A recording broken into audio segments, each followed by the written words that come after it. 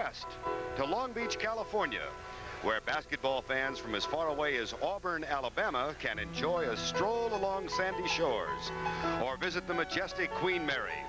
The mood here is mellow, definitely California, until one walks inside the Long Beach Civic Center, where 8 teams came west with the dream of Dallas. Game 1, UNLV moved one step closer, sending Northeast Louisiana home shaking their heads. Game 2, the devastation of Pepperdine by Maryland's Len Bias. Game 3, St. John's Walter Berry went down in pain, but it was Montana State that would suffer defeat. To center stage now comes Auburn senior Chuck Person. He's been here before, but it's his last go-round. Across the floor, Arizona's 18-year-old freshman Sean Elliott. Tonight he plays in his first NCAA tournament. Chuck Person has led the Auburn Tigers in scoring the past 3 seasons. Tonight, one will go home, the dream over. The other will move on one step closer. Coming up, Arizona versus Auburn.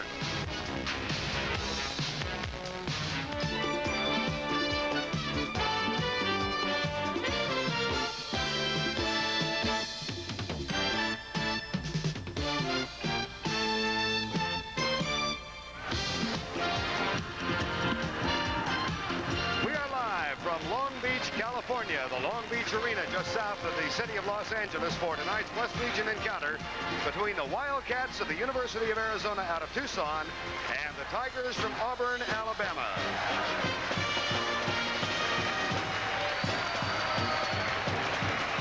Good evening, everybody, and welcome to Long Beach, California. These 2 teams have arrived in contrasting methods. Auburn, with 5 returning seniors, starters rather, was a preseason pick to win the SEC. They struggled, however, and had to win their last 6 games to finish in a tie for second before getting the tournament bid. Arizona was a preseason pick to finish 8th in the Pac-10. They have shocked everybody and won their first Pac-10 championship and earned the right into this tournament. Our expert analyst is Larry Conley, and Larry, this really should be an interesting matchup. Bert, I think it will be. It's a game of power versus finesse. You look at Auburn, a powerful club, a very muscular club. They like a high transition game. You look at Arizona, a club with 2 freshmen, a sophomore, a 6'6" center, and a slow white guard that nobody wanted. Well, his name is Steve Kerr, and he is healthy tonight. It's Arizona versus Auburn, the final game of the first round of the NCAA championship.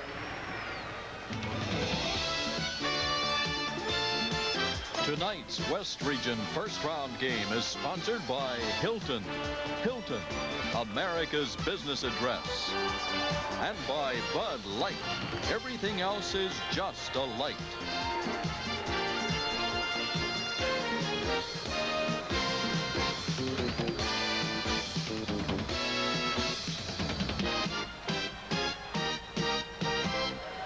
We're back in Long Beach, California for this final first round encounter between Arizona and Auburn. First time either of these teams have met each other. The season records for both teams. For Arizona, really a Cinderella year. They are seeded 9th in the West region. Finished the season with a 23-8 season record, 7-8 on the road. They are 2-4 versus teams also competing in the NCAA championship. For Auburn, they're the number 8 seed in the West, 19-10, including that run of 6 in a row before a tournament loss to Mississippi State.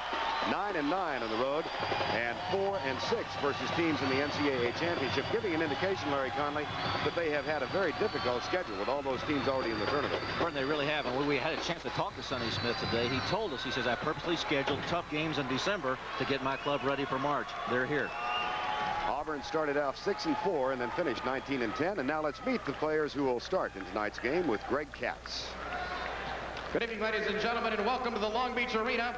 Tonight's NCAA Tournament West Region opening round game hosted by the Cal State University Long Beach 49ers. Tonight's game features the University of Arizona Wildcats and the Auburn University Tigers. And now introducing tonight's starting lineups. At forward for Arizona, freshman 6'8" from Van Nuys, California, number 00, Anthony Cook.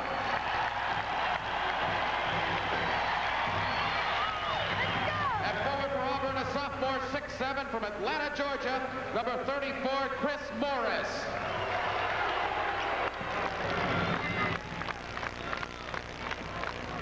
At forward for Arizona, freshman 6'8" from Tucson, Arizona, number 32, Sean Elliott.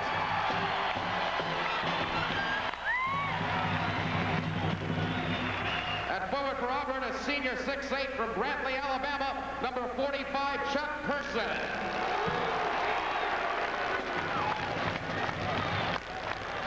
At center for Arizona, senior 6'6" from Pasadena, California, number 50, John Edgar.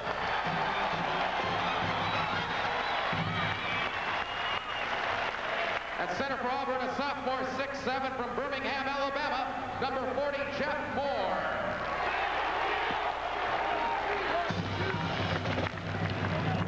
At guard for Arizona, sophomore 6'6" from Cloverdale, California, number 20, Craig McMillan.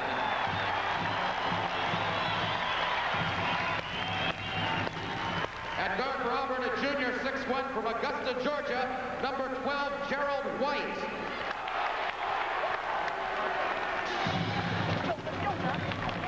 At guard for Arizona, junior 6'3" from Pacific Palisades, California, number 25, Steve Kerr. At guard for Auburn, a junior 6'4" from Kissimmee, Florida, number 15, Frank Ford. And the head coach of the Arizona Wildcats, Luke Olson.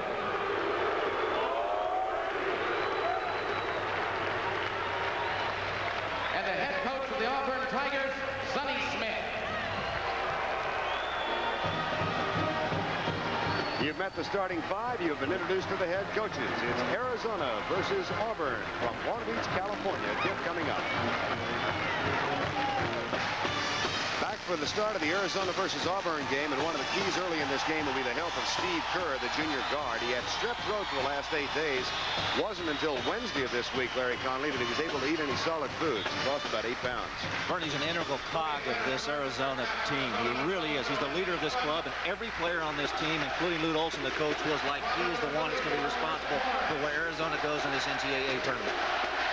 We're underway from Long Beach, and Steve Kerr is the first to touch the ball, wearing number 25. Quickly to Sean Elliott. Back to Craig McMillan. That's Kerr on the baseline. Underneath to John Edgar, the 6'6" center. First shot of the game is good. And you know what's interesting? Today, Sonny Smith told us we're going to do a reversal in thinking and defense. We're going to let the ball come inside because we fear Arizona's outside shooting. So you can look for the Auburn defense to allow the ball to get inside, particularly to Edgar. That is the philosophy going in. Alley-oop. Tipped away. Anthony Cook, one of 2 freshman starters for Lute Olson's Arizona team. Kerr to the left side. McMillan. Edgar once again. Back to McMillan. He'll take the jumper. Tipped. Controlled by Jeff Moore of Auburn. Frank Ford across the timeline. Shovel pass back to Person. Quickly underneath to Morris. And that'll be Arizona's ball. A little mishandling right there by Morris. It was a good pass to him, breaking on the left side. That's what Auburn likes to do best. They like the transition game. They'll push it up the floor. Lute Olson, on the other hand, would like to get this into a half-court game and keep it in the 60s. That PAC championship, the Pac-10 championship, the first ever for Arizona. Foul is on Jeff Moore, number 40 for Auburn. That's his first of the game, first team foul. Arizona did make it to the NCAA tournament last year. Lost the first-round game to Alabama, 50-41. It's a little ironic, I think, that they're playing the cross-state rival of Alabama in the first round this year. That's right. Kerr from the corner. Off the iron. Rebound taken by Sean Elliott. That is one of his weaknesses, is rebounding. It's the one area where Sonny Smith, or rather Lute Olson, wants him to improve. Auburn wanted to open up man-to-man, but they've gone to a zone. They're basically in a 1-2-2, and you can look at Arizona now. They're trying to attack from the outside. I find this a little surprising. There's a good lob. Sean Elliott. It's 4-0.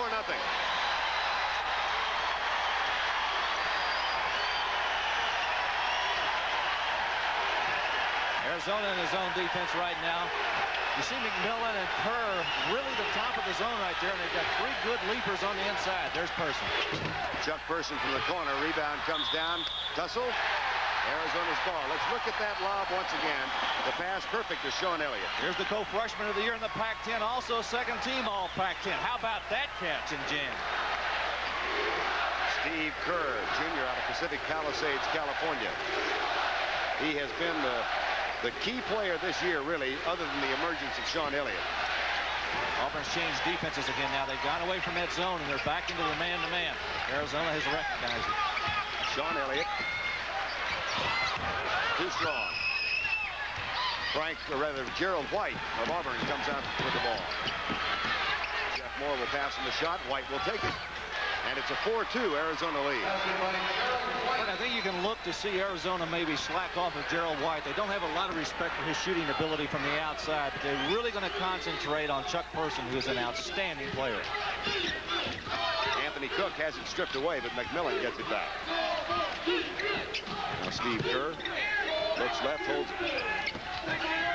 You see White on Kerr out front. Kerr has a great reputation as a great long-range shooter.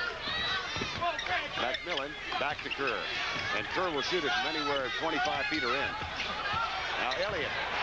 4 points for Elliott and a 6-2 Arizona lead. Whistle and a foul called on Steve Kerr. That's the first against Arizona. I think that's something else you can watch for Auburn to do. Once that basketball goes through that net, they're very quick about getting the ball out of bounds and getting it up the floor quickly so that the Arizona club does not get set up on defense. Larry, if we said Steve Kerr's health might be a key for Arizona, what is going to be the tip-off to how Auburn's going to play? Well, I think what you're going to see, if you start to see him get a little fatigued, I would think Auburn really will begin to concentrate their offensive thrust right at him. Really try to push it toward him. How about the play of Chris Morris? Well, I think in this basketball game, Person's going to get his. The key for Auburn tonight is really the play of Chris Morris. And, you know, he's got that broken nose, and he's wearing that face guard. Could be a big problem for him. His own coach said that Chris Morris this year has been a puzzle to himself and to the team. Jeff Moore, good strong rebound. And perhaps to a lesser extent, Jeff Moore. Chris Morris just took off his face guard. He just threw it off to the sideline. Interesting, because he re-broke his nose yesterday in practice. Nose was originally broken prior to the Mississippi State loss in the SEC tournament. It was broken again yesterday. He was practicing without it and was going to try and not go with the thumb. There's Elliott again. How about that start for that freshman? He's out of Tucson and signed early with the University of Arizona. He did not make any other official visits to any schools. A 6'8" point guard. Chris Morris, Frank Ford, Chuck Person. Offense. Anthony Cook took the charge. Watch it again. Chuck Person. You're going to see it down low with our camera angle here. Watch him push off with this other arm that's free. He went straight into him, took him with the body, with the hand. Foul on Chuck Person. He'll go to Arizona. Second team foul on Auburn. 15:38 to go in the first half. Arizona leads and has led throughout. Auburn back in their man-to-man defense. I think that's really the best defense for them to play against this Arizona club. McMillan. Now Gerald White on Steve Kerr, number 25. Sean Elliott has 6 points. Here's John Edgar. He's going for his fourth, and he's got it. So far, the strategy of Sonny Smith is not working. The ball's coming inside, and Edgar has hit both of his shots in there. Auburn was so fearful of a long-range bombing, particularly of Kerr, but also of Craig McMillan. Now Gerald White. There's the alley-oop. Oh, my gosh. That's got to give credit to Chris Morris. The ball went in the basket. It was not funneled in by Person. Morris threw it in from the outside. Chris Morris made the basket inadvertently. McMillan. Back to Kerr. He'll take the jumper. Gerald White with a rebound, and here comes Auburn. Great pass back to Morris, up to Ford, goaltending.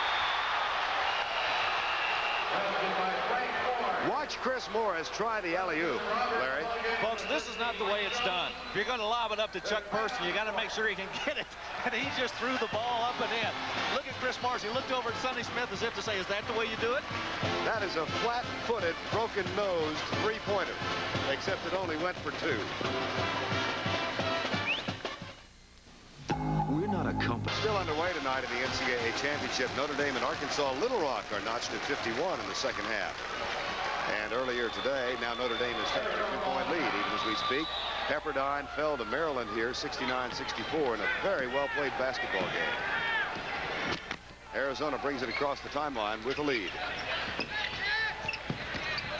Gerald White did a nice job on Kerr, keeping him away from the ball. Sean Elliott, Chris Morris goes after it. Elliott lays it off to Anthony Cook, and he's got 2. Freshman to freshman.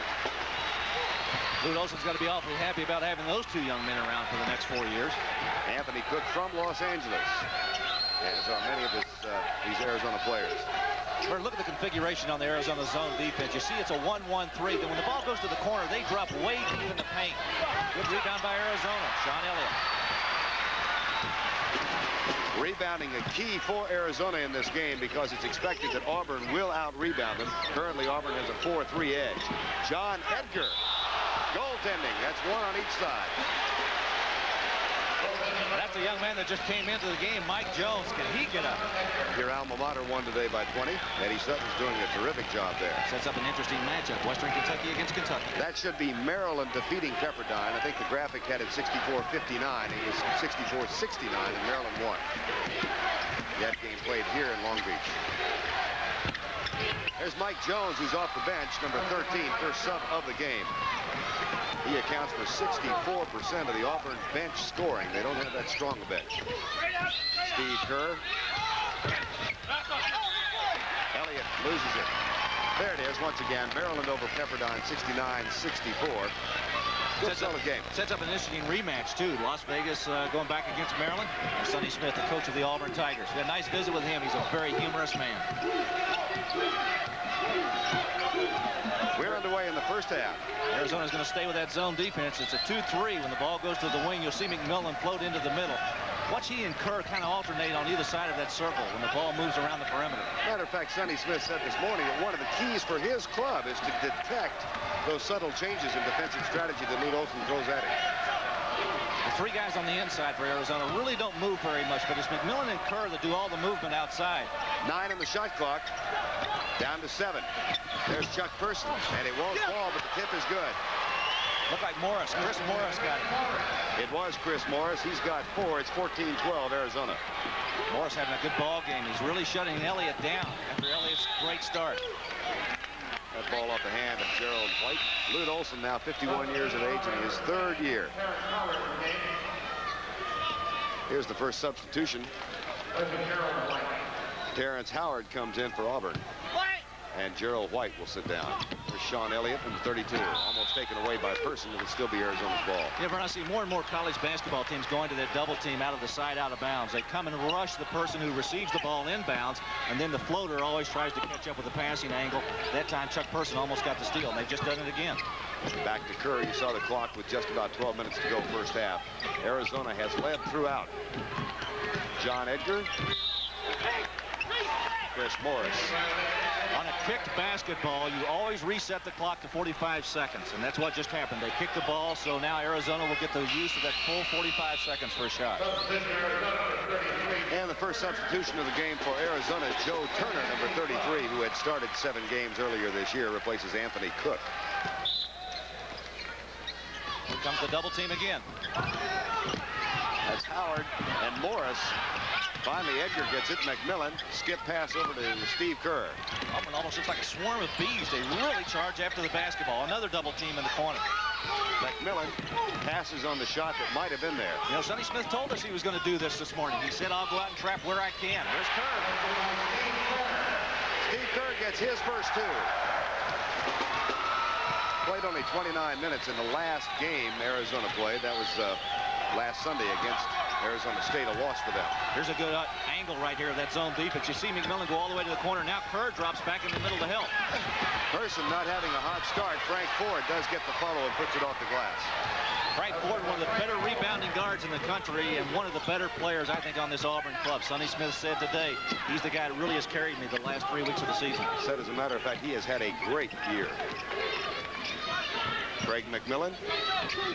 Joe Turner. Underneath the John Edgar. Nice, strong move. He went down. I think he's hurt his ankle, Vern. Edgar with 8 points may have twisted the left ankle.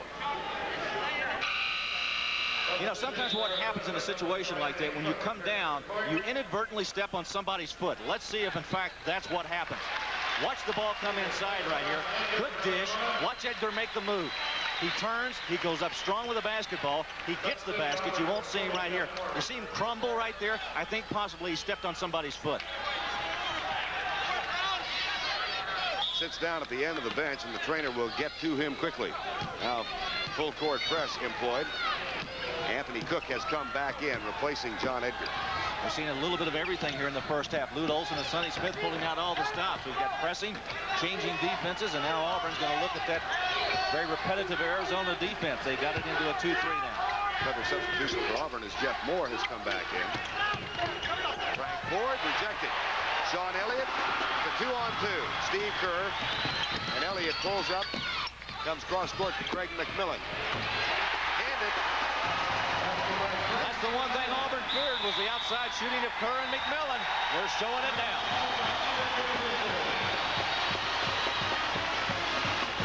Timeout has been called here in Long Beach with Arizona leading by 6. 10-17 to go first. The Arizona bench on John Edgar, a twisted ankle, but he will be back in the lineup.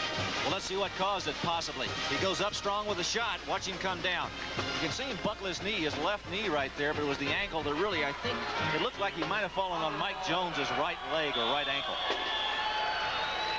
Arizona is hitting now 10 of 14, 71%. Auburn hitting 54%, and Arizona has the lead. We are in Long Beach, California. Vern Lundquist and Larry Conley here with a final first-round game from the West region. Under the 10-minute mark now in the first half, Terrence Howard saves what could have been an errant pass.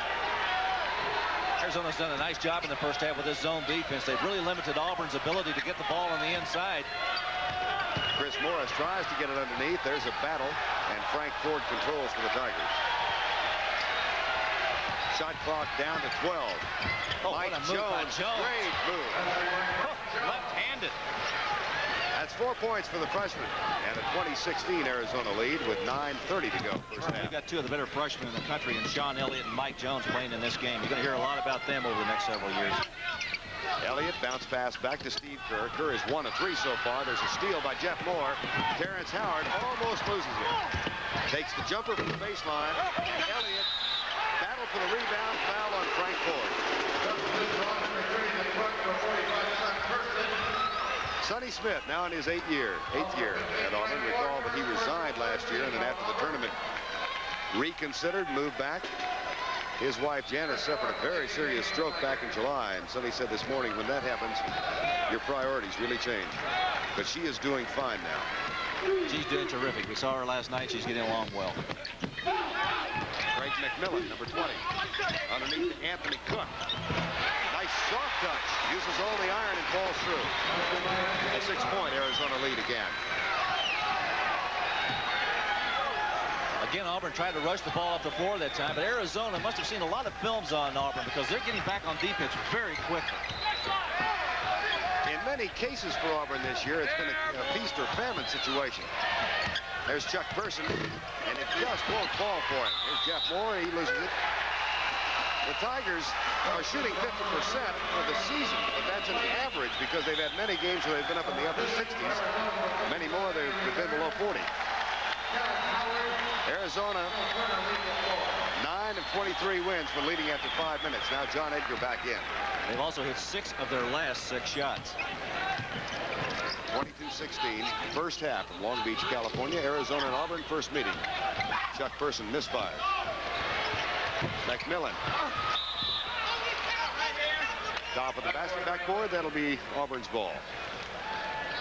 Right now, the game seems to be flowing in the direction of Arizona. The defense has been able to keep the ball away from Chuck Person on the inside, which has forced him to the outside of that zone defense, and he's not nearly as effective at that long a range. Arkansas Little Rock leading Notre Dame by 5. Jeff Moore puts it down, picks it up, too strong.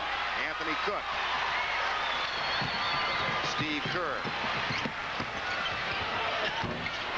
That one is short. Yeah, he looks a little fatigued to me. I thought he threw up that shot almost half-heartedly. Gerald White, that won't fall. Well, Lute Olson said this morning that yesterday in practice, he knew that Steve Kerr was not feeling strong because those shots were hitting the front iron. Illinois over Fairfield 75-51. Alabama defeated Xavier 97-80.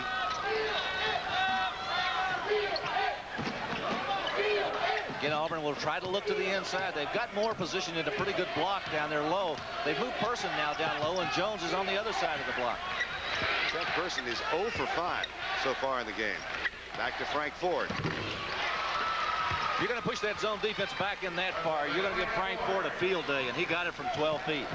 His 6 point has got the lead to 4 now, 22-18. Michigan over Akron by 6. And Iowa State in overtime defeated Ron Harper in Miami of Ohio, 81-79.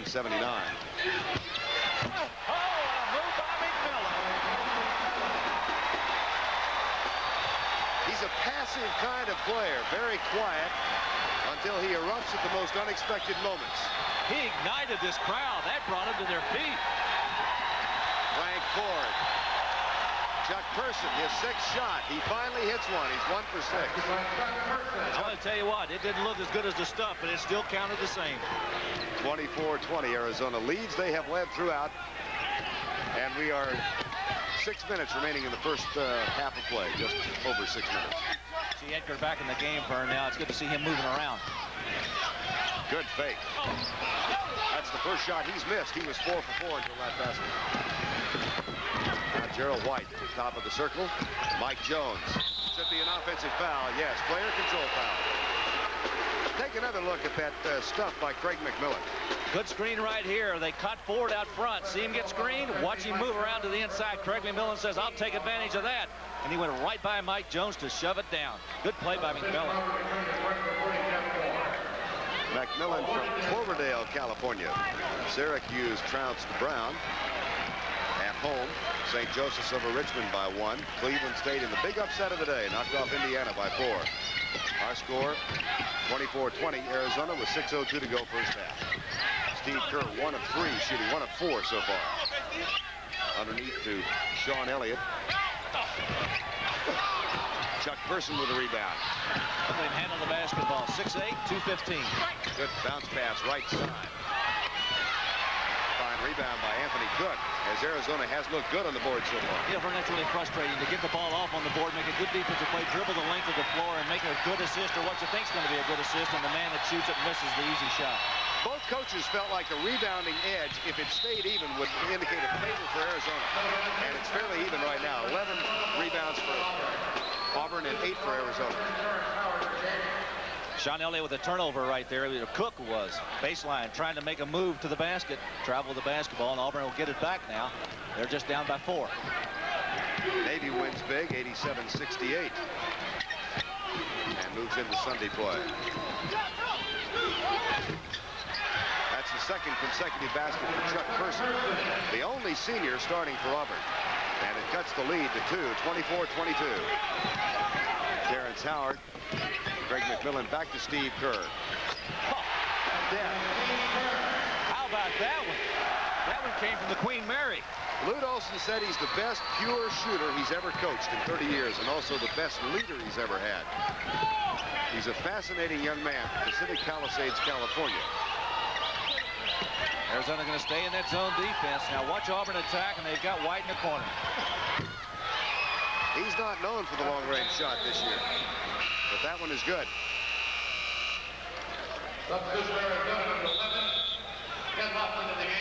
Ken Lofton getting ready to come in now for the University of Arizona. It's been a dandy so far. Arizona is up by 2. Conclusion of every CBS Sports NCAA tournament broadcast will be selecting a Chevrolet Most Valuable Player for each team. Chevy donates a $1,000 scholarship to the General Scholarship Fund of each school to further assist qualified students in all chosen academic fields.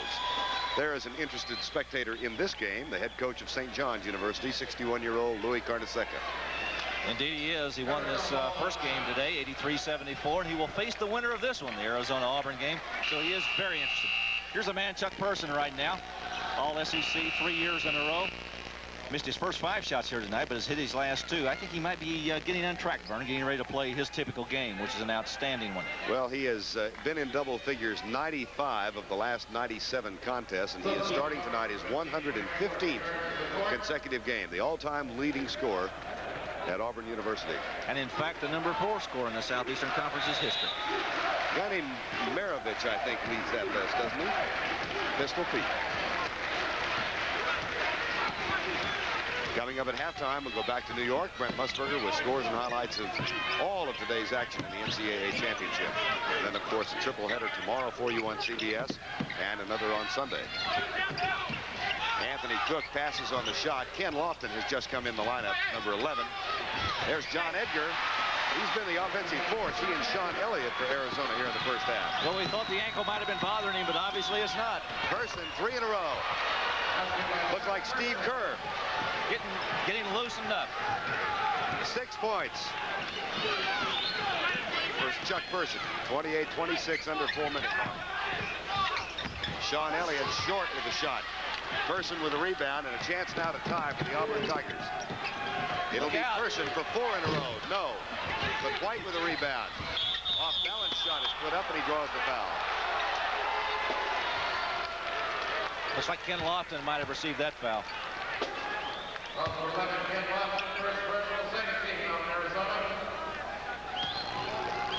Field goal percentage so far, Larry. Excuse me, 61% now. And Auburn has increased to 54, so they've gotten closer together. Burnett's outstanding shooting for both clubs. It's been a well-played first half. I think both Arizona Wildcats and the Auburn Tigers are to be complimented.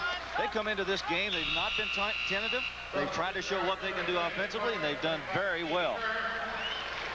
Lofton is out now, and Steve Kerr, having gotten a rest, is back into the lineup for Arizona.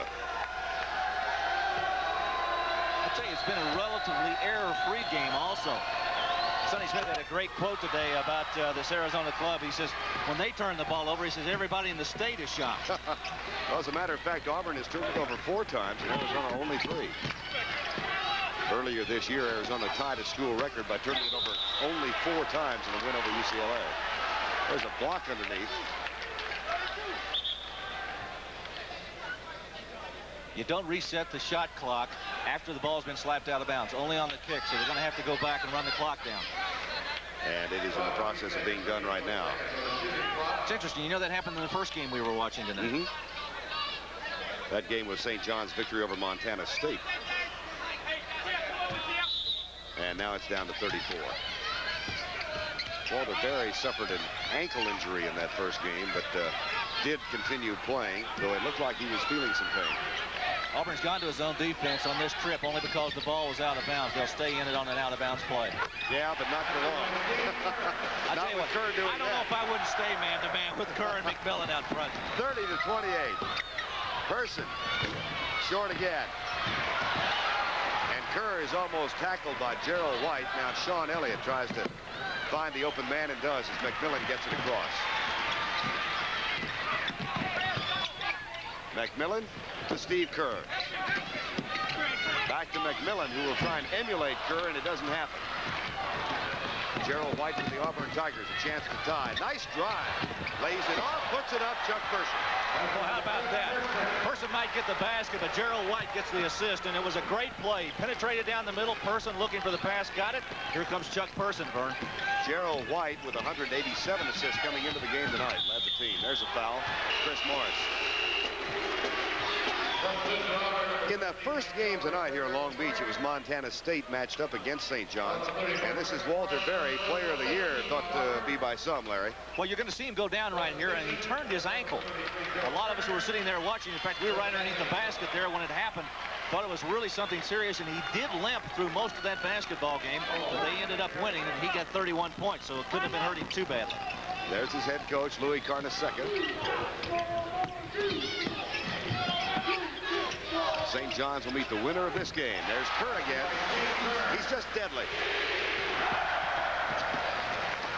And was not offered a scholarship by any other university in Division I when he was a senior at Pacific Palisades. You know, Vern, he was the guy I was talking about at the top of the show. Nobody really wanted him. And in fact, Lute Olson got him after his senior year. He saw him play that summer. There's Kerr with the steal. Passes on the shot. Back to Elliott, who'll take it. Too strong. Chuck Person with a rebound. Under 2 minutes remaining, 32-30, a chance for the tie. Chris Morris. Oh, what a play. See, Morris can't do it regular like everybody else. He has to throw everything up, underhanded, out front. 4 players with 6 points now for the Auburn Tigers. Underneath to John Edgar.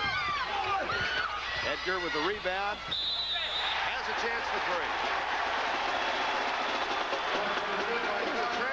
Pasadena City Junior College or City College last year, and shortly after the season began, fractured his eye socket and suffered from double vision most of the year. They were concerned he was not going to be able to play this year because they didn't know what his vision was going to be like. It looks pretty good right here because he can see that basket. He's been one of the real keys to this successful year for the University of Arizona. Jeff Moore checking back in now for the Auburn Tigers, number 40. And Mike Jones will get a rest. He got one shot. Edgar's really caused a lot of problems for this Auburn defense because they really didn't expect the scoring from him that they did for McMillan and Kerr. But he's done a great job for Arizona tonight. Misfires on the chance for 3, and it's a 2-point Arizona lead with 73 seconds to go first half. Vern Lundquist, Larry Conley. We come to you from Long Beach, California. Chris Morris across to Chuck Person. Frank Ford. 25 left on the shot clock. Arizona did a little bit of a matchup out of that zone defense now. They set up 2-3 and then match up out of it. Person got into the middle but couldn't get the shot. 14 left on the shot clock. Underneath the Jeff Moore, he walked. Nope, foul. Well, yes, they're going to give it travel. This has been, I think, a very well-played first half. An excellent first half. Both teams have shot the basketball well. We've seen a lot of outstanding plays. We've seen some very unusual plays. But I think both teams have got to be complimented. They have played well. We've gotten the game out of Kerr we expected. Person right now I don't think is up to what we expected from him. But there's still a half to go. Steve Kerr to Craig McMillan.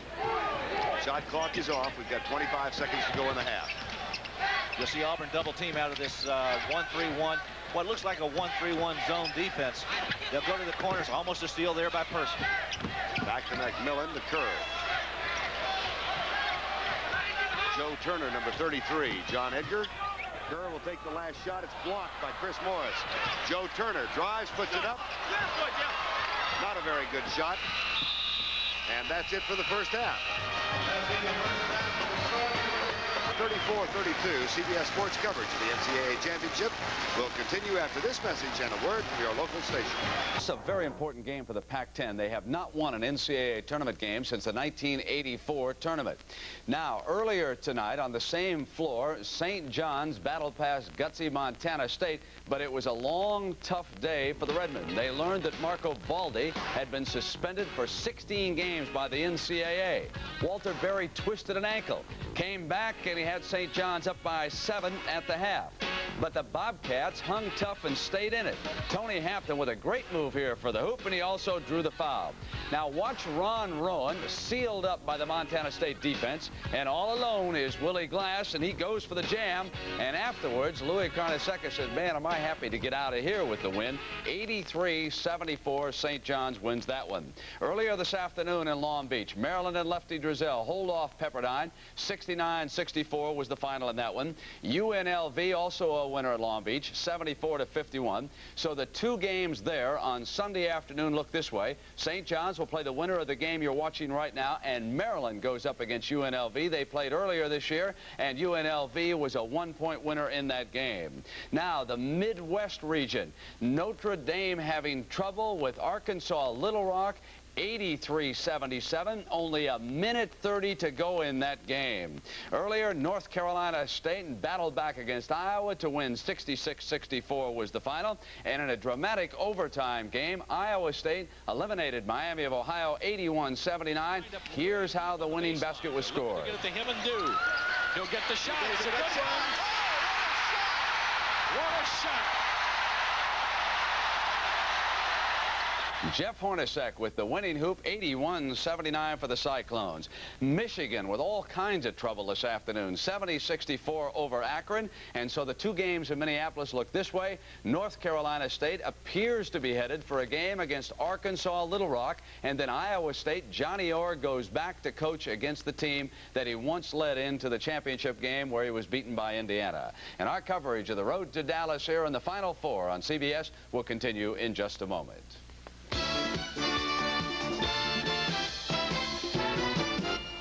Charlotte, Kentucky, a winner by 20 over Davidson. They will play Western Kentucky next on Sunday afternoon. Western Kentucky eliminates Nebraska 67-59. And after the game, the Nebraska coach, Mo Iba, announced his resignation. I have resigned as basketball coach at the University of Nebraska to pursue another head job.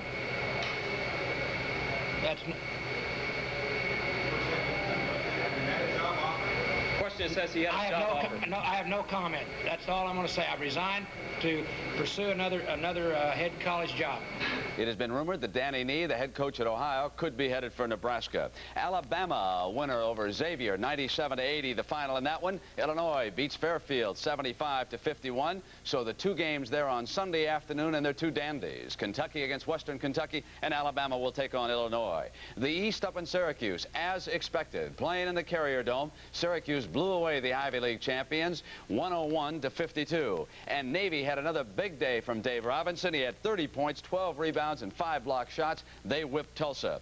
Cleveland State eliminates Indiana, and so Indiana, the only one of the top 16 seeds to be knocked out of this tournament now. And Clinton Ramsey, whose brother Kelvin plays for the New Jersey Nets and went to Ohio State, he was the floor leader for Cleveland State. He had one great move after another against the Hoosiers this afternoon. Watch this one coming up here. And the Cleveland State bench knew that they had pulled off the upset, and Kevin Mackey, who was a former assistant at Boston College, got the job done for them in that game. Earlier, St. Joe's over Richmond by 1 point, 60-59. So the two games in the Carrier Dome on Sunday, St. Joe's will now go up against Cleveland State, and Navy will see if they can handle Syracuse on its home floor. Now, let me update for you the Notre Dame score. With time running out, we are inside of 50 seconds, 45 seconds exactly, and Arkansas Little Rock is going to beat Notre Dame, apparently. It's 86-78. The Irish just scored a hoop to tighten it up. Let's hear it for those little teams that everybody was knocking. Cleveland State, Arkansas Little Rock. They didn't just give in, did they? They came and played great games. And we'll continue with the second half, Arizona Auburn, in just a moment.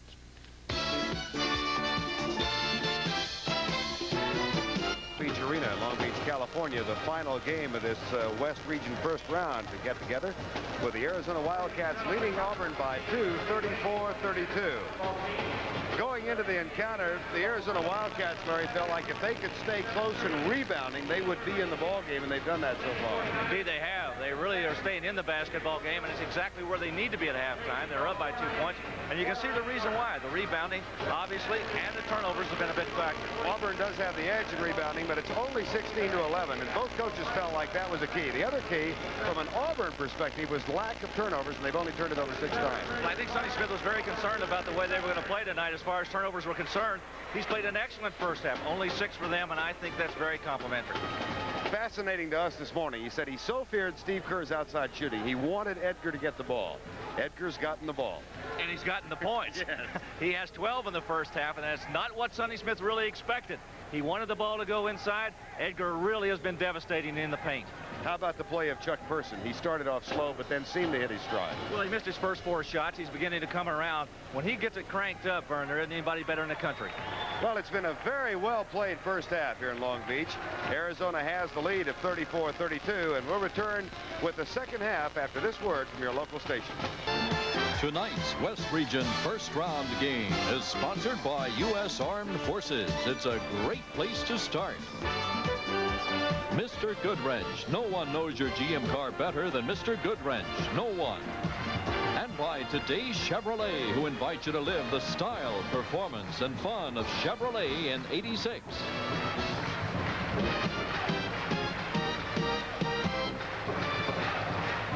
Halftime with the Arizona Wildcats enjoying a 2-point edge, 34-32. They were a little late getting back out onto the court for the second half because someone forgot to notify them it was time to come back out. And I think it's a good idea for the officials to give them a little extra time here to warm up because they just now got it back on the floor. John Edgar led the Wildcats in scoring with 12 points. He hit 6 of his 8 shots. Steve Kerr, after missing his first 4, came back and hit his next 4. He's 4 of 8. Sean Elliott hit the first 6 points of the game.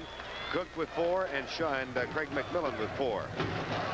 For the Auburn Tigers, Chuck Person, after a slow start, missed his first 5 shots. He now has 8 points. Frank Ford with 6, Morris with 6, White with 6, Mike Jones off the bench with 4, and Jeff Moore has a couple. Well, you know, it's a little bit better distribution of the points for Auburn when they've got that type of scoring, even though Person's not going to reach his average of 21 and he keeps going at that rate. I think the better distribution will be a big plus for them in the end. There's Lute Olson right there. He was complaining vociferously to Joe Forte, the referee, saying, why didn't somebody come and tell us that the halftime was over with? Lute Olson now owns Tucson. He's in his 3rd year there. The team had been 4-24 prior to his first year. Sonny Smith, now in his 8th year as the head coach of Auburn, has his team in the NCAA championship for the 3rd consecutive year. And he said this morning he didn't know whether that could ever have been accomplished. He's kind of proud of that. You know, Vern, it's the only time Auburn's ever been to the NCAA tournament. He's taken them all 3 times. Another final score, and how about this? Arkansas Little Rock knocks off Digger Phelps and Notre Dame 90-83. Teams from the state of Indiana are having a struggle today. That's right. So Cleveland State has been joined by Arkansas Little Rock as giant killers here in the first round. We had an excellent performance, by the way, from Montana State against St. John's. They really put on a heck of a show out of Bozeman, the only team with a less than 500 record, and they lost by only 9 earlier here tonight. They acquitted themselves admirably. Now Chris Morris as Auburn controls. All right, you see Arizona, they've opened up again in that 2-3 zone and really basically match up out of it. You'll see them readjust and try to get to their players in the corner. There's Morris. That one was a little bit more conventional. Yes, he left his feet and put a little arch on it. And we are tied at 34. Morris now with 8 points. Sean Elliott. Sean Elliott, who started off so quickly in the first half, really sort of hit on us in the last 18 minutes of the first half. Auburn's ball. Last touch by Anthony Cook.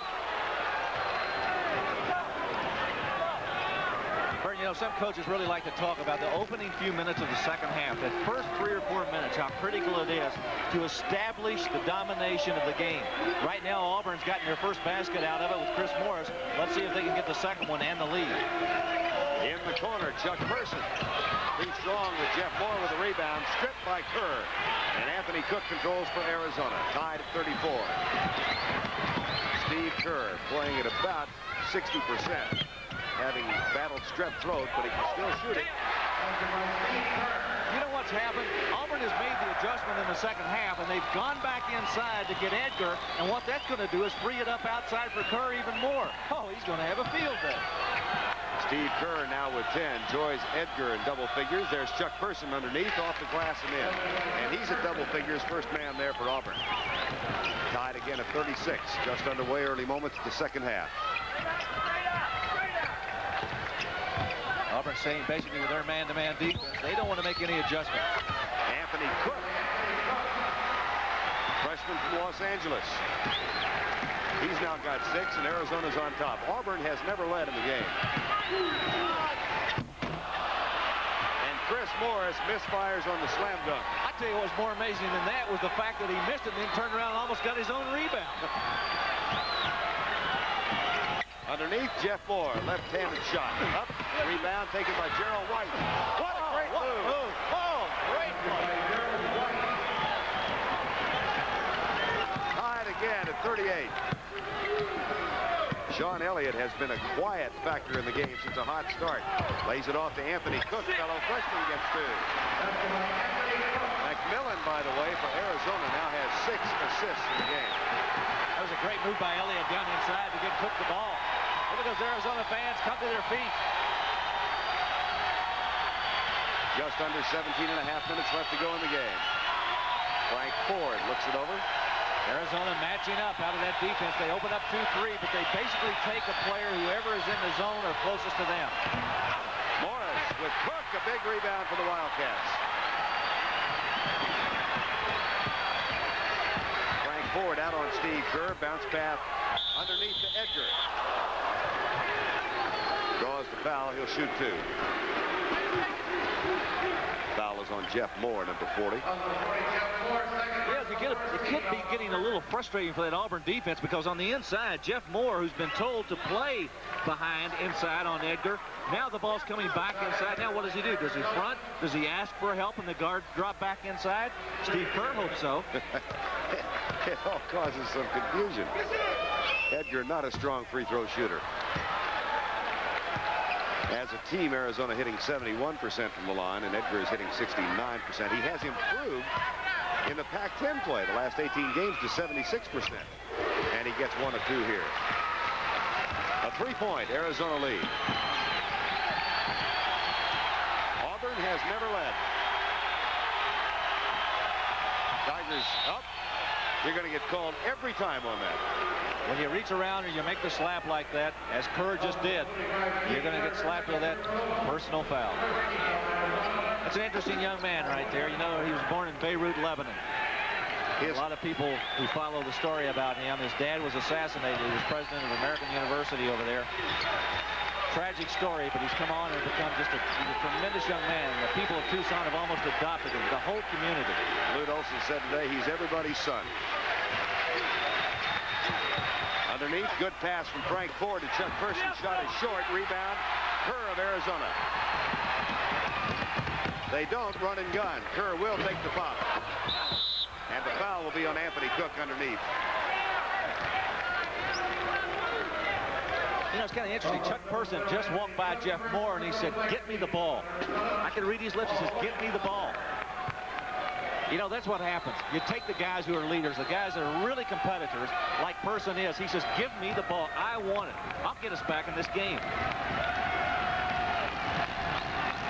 Gerald White across the timeline. Chuck Person has it now. Oh, there's a bad pass and a foul on Jeff Moore. And he becomes the first player in the game to draw 3 fouls. And immediately goes to the bench. Mike Jones will come in and substitute for him. It has been a relatively foul-free game. Sonny Smith doing a little counseling right now with Jeff Moore. He also is the person who's had the guard on the inside, John Edgar, who's had a field day. 41-38. McMillan. Steve Kerr back to Sean Elliott. We're under the 16-minute mark. Foul away from the ball. Nope. There it is on Gerald White. Some confusion as to exactly who it was on. We are live in Long Beach, California, the Long Beach Arena, the final game of the first round of the NCAA championship, with Arizona meeting Auburn and enjoying a 3-point lead. I'm Vern Lundquist with Larry Conley. Well, you see how quickly Jones got out there to Kerr in the corner? Kerr's going to reset.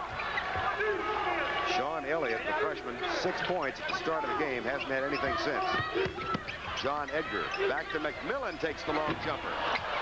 Elliott with a rebound. Oh, good touch. 8 points for the Tucson freshman. That was freshman against freshman because Mike Jones was on the inside and he got the rebound and took it away from him. The largest lead of the game midway through the first half was 6. Arizona is now back to a 5-point margin. There's a whistle.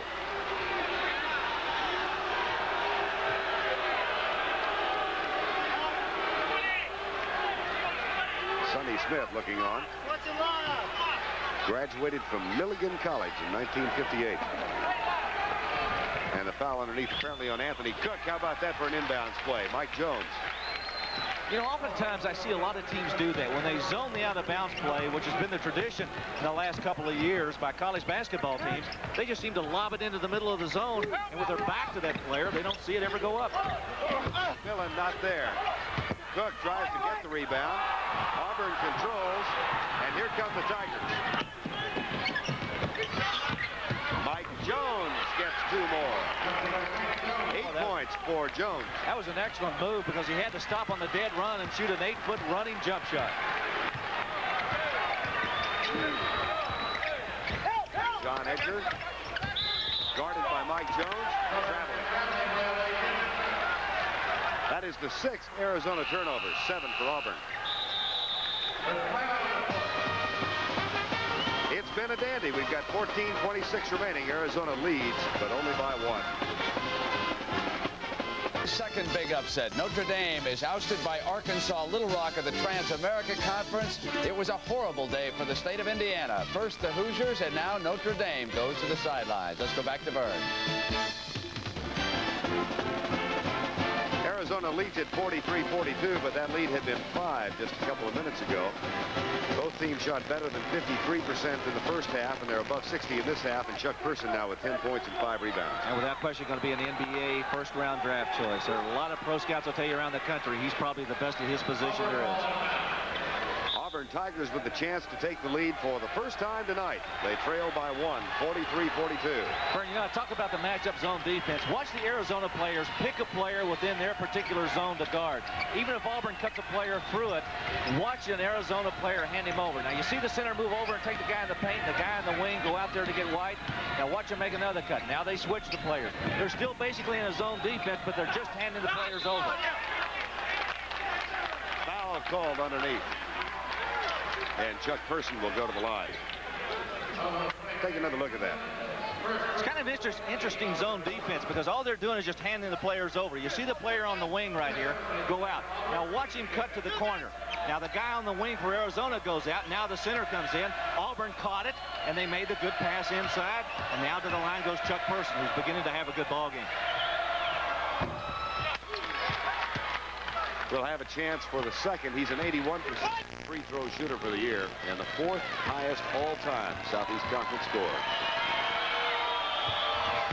Averaging 18 points plus for his career at Auburn and 21 points this year. Auburn now giving you a little bit different look. They've gone full court pressure, 2-2-1. First time Arizona has trailed in the game, and it comes with just about 14 minutes to go. Back to Steve Kerr. A run of 6 consecutive points now for Auburn. McMillan.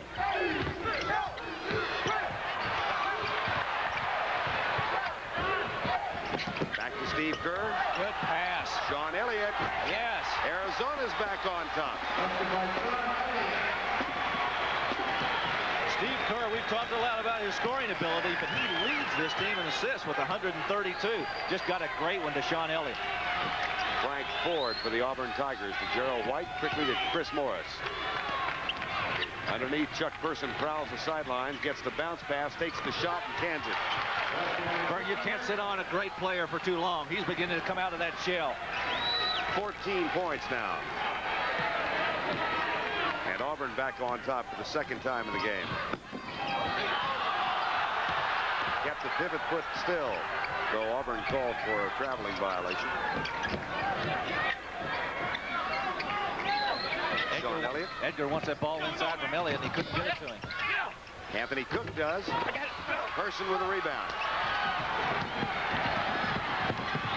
Gerald White back to Person. He can shoot it from anywhere. Did you see the fist go in the air? Person has exploded. He's got 16 points. He has equaled his first half output. And Kerr calls for an offensive change. Auburn going to stay in their man-to-man defense. They're not changing anything. Sean Elliott, John Edgar. They collapse on him. Quickly out to McMillan. And the soft shot falls in. That's where you need a balanced attack. When you've got good guards that can shoot from the outside and strong players to the inside. Auburn tried to help inside, and when they did, it left McMillan open from 15 feet. 48-47. Tigers the Auburn lead. 11:40 remaining in the game. Person again. Look at what a rebound! Oh, glory! Way up in the air. And it's a 3-point Auburn lead. I tell you, he's guarding right now the best offensive player Arizona has, and that's Sean Elliott. Chris Morris playing a good ball game. Arizona with a turnover. One of the few, and then a foul committed by Craig McMillan. Vern, you kind of get the feeling the ball's beginning to move in the direction of Auburn. Very definitely. Watch this. We talked about Chris Morris. We know Person's going to get his, but here's the man that has to play for the Tigers. And boy, did he play on that one. Great tip in.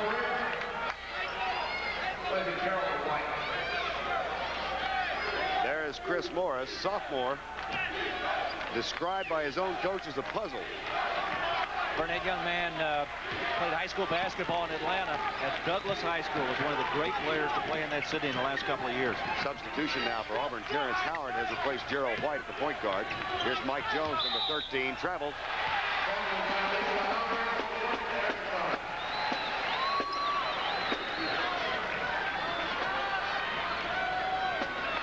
And Arizona will inbound. Well, Sean Elliott. That was tough for Auburn because that would have given them a 5-point lead. Now Arizona with a chance to get it down to 1. It's been a good basketball game. It really has been a good game. Pass from Anthony Cook, taken by Edgar. Loses it. Battles back. Still has it. Now loses it again. And the victor is Frank Ford. Well, I tell you, he had it twice and lost it twice. I guess that counts as 2 turnovers. I was just thinking that. Traveling, there's another turnover. Here in the second half, Arizona went on a surge and got out to a 5-point lead, but Auburn came back with 6 unanswered points to take the lead for the first time. Now substitution, Joe Turner, number 33, into the lineup for Arizona. Replaces John Edgar, number 50. Consecutive turnovers right now by Mike Jones has really hurt Auburn also, because that could have been 4 extra points they could have put in their side. 5 turnovers this half for Arizona, 3 for Auburn. A 3-point Auburn lead, 10.5 to go in the game. Nice strong move by Sean Elliott, but the shot also a little too strong, and Person with a rebound. And we also noticed the domination that Chuck Person's beginning to have off of the backboard. 7 rebounds for Person now.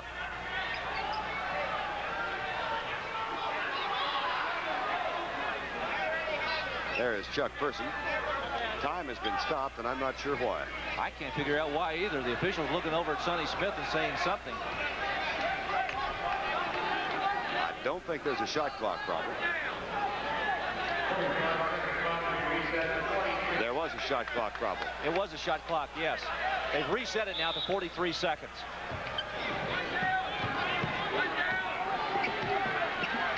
10:15 to go. First round game. Winner of this game goes on to meet St. John's on Sunday afternoon. Change of defense. Arizona went straight man-to-man this trip. Person with his 8th rebound and his 18th point. Here he comes. When he gets ready to play, I'm telling you, he can crank it up and play as well as anybody in the country. I told you earlier, he said, give me the ball. I'll put us back in this game. Well, he's the only senior starting for the Auburn Tigers. Great. Oh, what a move. The rebound by Cook. And McMillan will try and settle things down. There's the follow from Sean Elliott. Well, you got to love the way that freshman plays. He missed the stuff, waited about 10 seconds, went back and got McMillan's shot and stuffed it. He just turned 18 a month ago. Here's Chuck Person. Cook with a rebound. He's had a good game off the board. Arizona's beginning to make a little bit of a run now. Rebounding edge still Auburn's, but it's close, 25-19.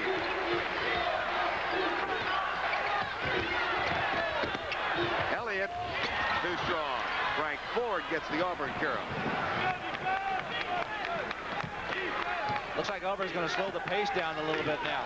Terrence Howard bringing it across midcourt, looked over at Sonny Smith, who held up 2 fingers. They're going to play number 2 against the man-to-man defense of Arizona. Jeff Moore gets the assist, or the shot after the assist. 5-point Auburn lead. That's the largest they've enjoyed. Burned 2 straight trips down the floor now. Arizona's been in a man-to-man defense. Looks like they're going to stay with that. Oh, great play by Steve Kerr. Takes it all the way, lays it off. Joe Turner with 2. And that was Kerr all the way.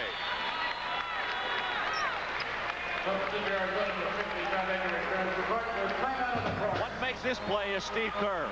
Watch the shot. It'll come off, front of the rim, back. Huh. How about that for a follow? Sean Elliott. Watch it again. It was McMillan who took the shot. You'll see it hit front, back. Look at Elliott come in and jam it. And folks, that was just a few seconds after he missed one. Time has been called. It's a heck of a game. 2 remaining in this first round West Region encounter between Arizona and Auburn. Chuck Person with 10 points in this half. John Edgar, who had 12 at the half, leads Arizona, but only 1 in this half. And Sean Elliott now has doubled his first half output. If you're Lute Olson, do you change anything at this point in the game? No, I think it's a little premature to try to go out and try to press this Auburn club, who's a little bit more experienced. Lute Olson's probably thinking, I need to get the ball a little bit more inside. Edgar's been a little bit quiet in the second half after having an outstanding first half. Is that because Sonny Smith has changed his defensive tactics at all? I think possibly so, but Arizona's also changed their defense. They're in a man-to-man and have been now for 3 trips down the floor. Terrence Howard, number 10 for Auburn, and they caught Steve Kerr, number 25, with the foul. That's his third. He becomes the first Arizona Wildcat with 3 fouls. Vern, I think they went to the other side. It's going to be Elliott on the inside. They changed it. It sure is. Sean Elliott. He was trying to guard Person, and that's going to be a difficult assignment for him inside because Person is such a strong player. Elliott not quite as strong as Person. It hit the backboard. It hit the backboard on the throw-in from out of bounds. Sonny Smith off the side of the bench, really upset. He's arguing that the official underneath the basket didn't make the call. I think the officials are conferring now. Sonny Smith was really upset with that call. The official, the far outside official, said the ball hit the back brace where the board is up, and if in fact it did, it goes back to Arizona. Well, and it is. That's what happened. Greg McMillan has control of the ball now. Look for Steve Kerr left side. He slips. Sean Elliott has it. Now the skip pass over to Kerr. Drives, puts up the jumper. Not there.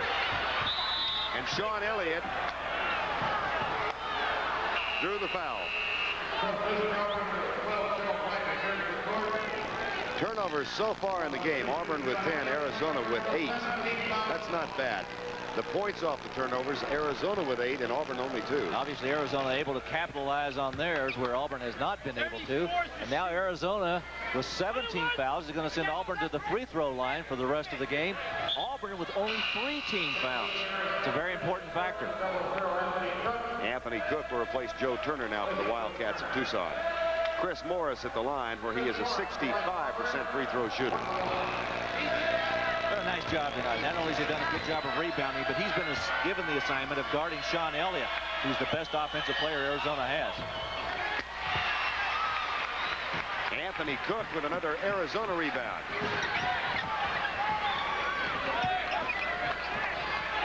.740 and counting remaining in the game. Both clubs have been stuck on this 54-51 score for some time. McMillan will shoot a couple. Chuck Person gets the foul.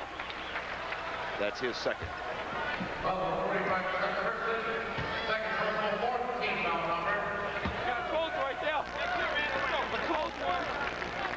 Largest Arizona lead was 6 in the first half. The largest Auburn lead has been 5.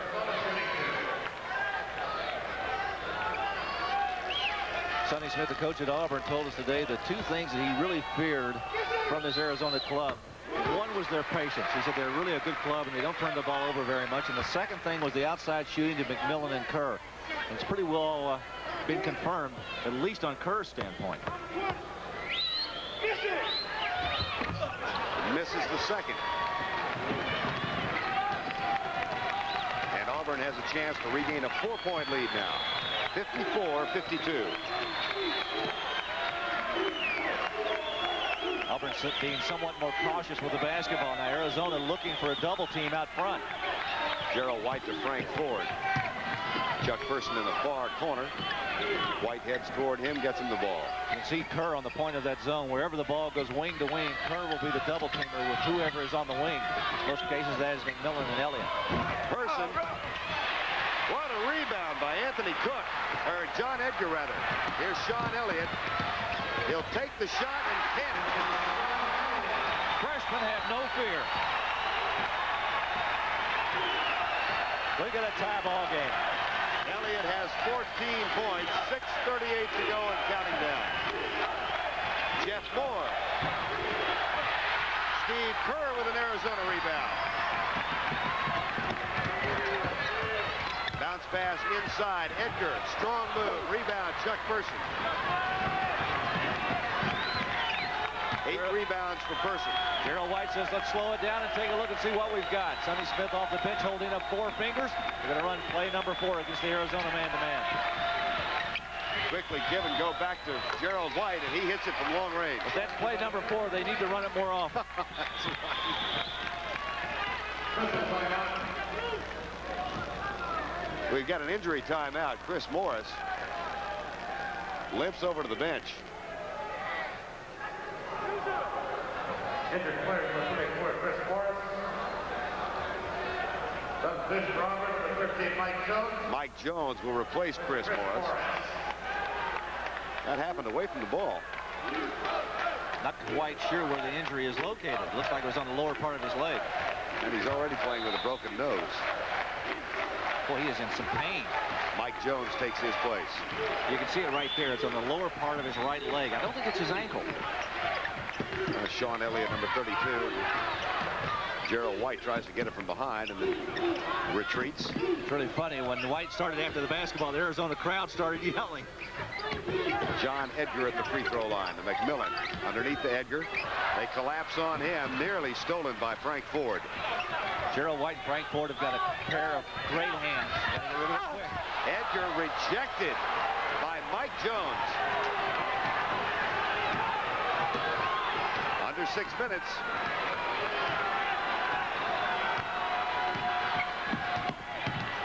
Auburn trailed by 2 at the half. Got the lead for the first time midway through the second half. Jeff Moore. Mike Jones, Frank Ford. Person will take it. And make it. He's got 20. Just 1.5 below his season average.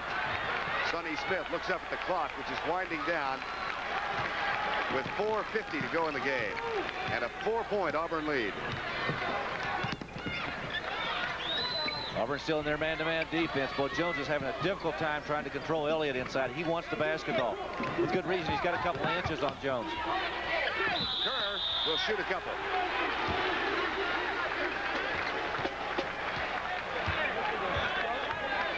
Third foul on Mike Jones.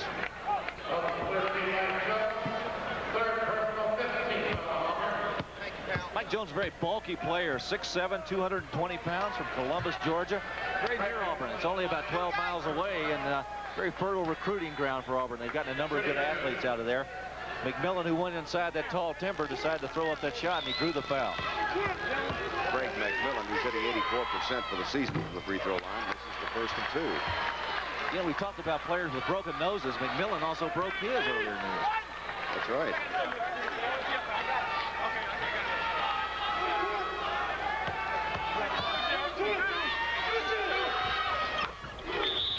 One out of 2 for Craig McMillan. He's got 8 points for the game.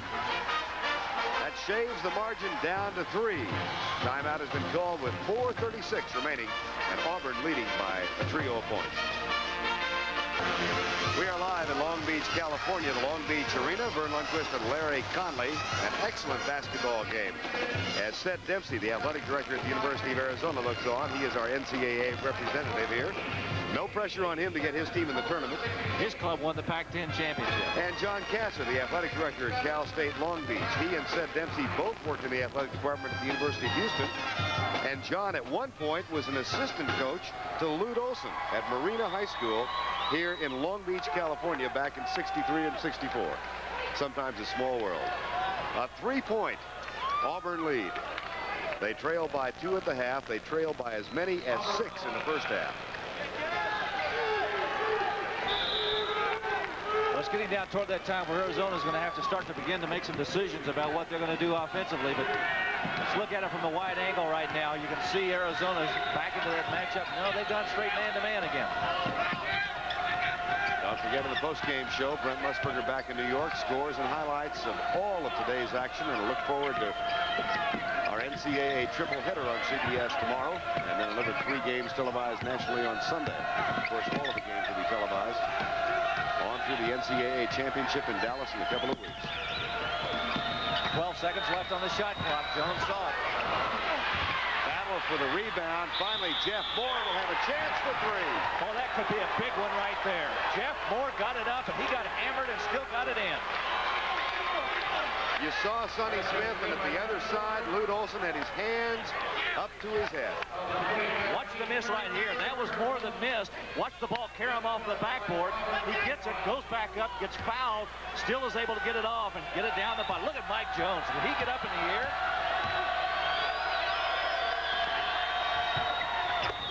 Maybe the biggest play of the game. No question at this point. Jumps it up there. They've got a 61-55 lead. With 3:53 remaining in the ball game. Craig McMillan. Underneath to Sean Elliott. Well,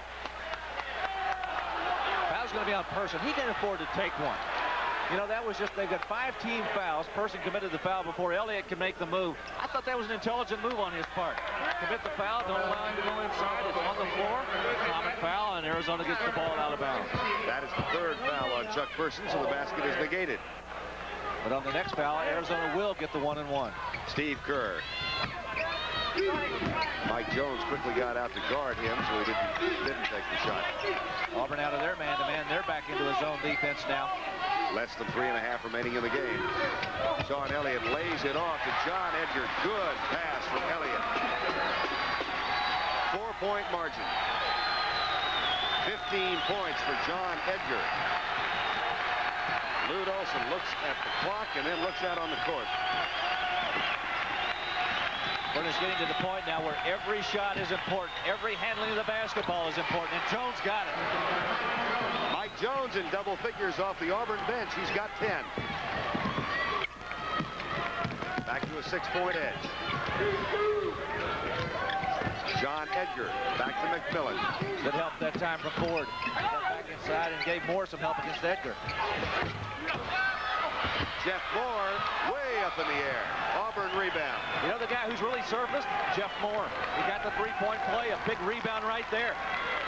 Sophomore out of Birmingham, a 6-point edge for Auburn with 2:30 to go. Might have been a little bit impatient with their shot selection. There's Moore again. That's his 12th rebound. Beg your pardon. He had 11 rebounds. And that is his 9th point. Boy, a guy that all of a sudden has just come out of nowhere. Jeff Moore. Another rebound. That's his 12th. I'm getting too many signals simultaneously here. 12 rebounds for Jeff Moore, along with 9 points. And he has really come to the surface in the last 6 minutes of the game. Now watch Auburn use as much of that shot clock as they can. No doubt about that. There's under 2 minutes to play. Well, how about impatience on offense? I thought Person threw up a bad shot. But they got it back. Auburn with 36 rebounds. Arizona with 20. And that edge has been increased in the last 5 minutes of the game. Now Steve Kerr draws the foul. That's his 4th.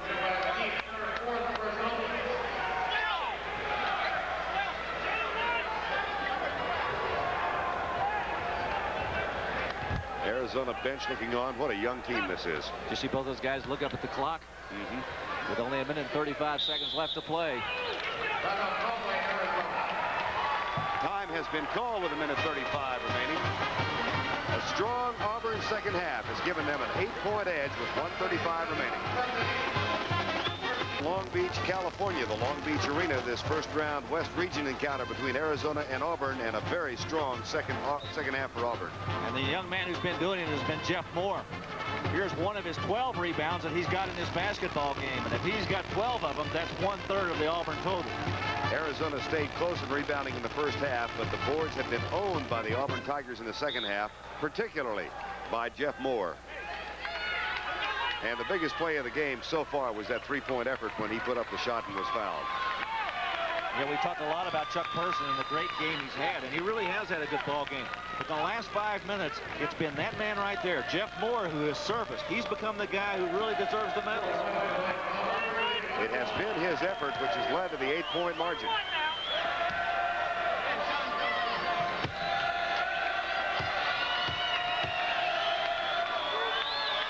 Gerald White at the line. Can't get it. They fouled the right guy. White with the miss. Arizona now with a chance to get it to 6.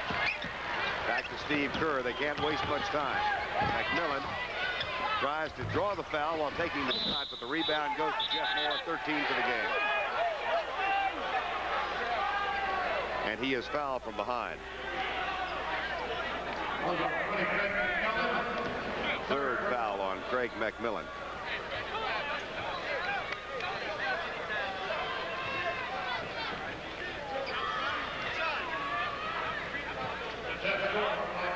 Jeff Moore goes back to the free throw line. He's averaging 7 rebounds per game. He's got 13 tonight.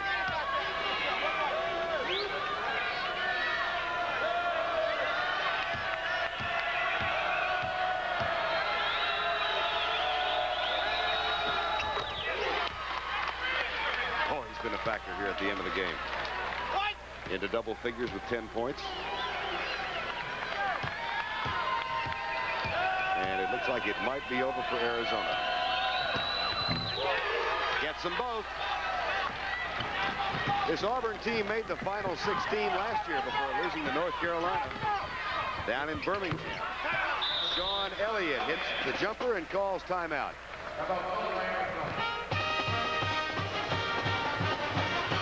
And the timeout comes with 1:14 remaining, but Auburn still leads by 8. Here in Long Beach, California, this West Region encounter between Arizona and Auburn. And it would appear, Larry Conley, that Auburn is going to advance against and meet St. John's on Sunday in another good start in the NCAA championship for Sonny Smith and the Auburn Tigers. It's almost like deja vu. You know, last year they had a big win against Purdue and Kansas, which got them into the Southeastern Regionals against North Carolina in Birmingham. That man right there was the one who fashioned that great record last year, and it seems like he's moving back in that same direction. Because he's got a big roadblock. He hasn't won this one yet, and if he does win it, he's got St. John's. And for the other side, Arizona, very young team, preseason pick, 8th in the Pac-10, but they won their first Pac-10 championship and played a good, strong game for much of the game here. Trailing now by 8 with just about a minute remaining.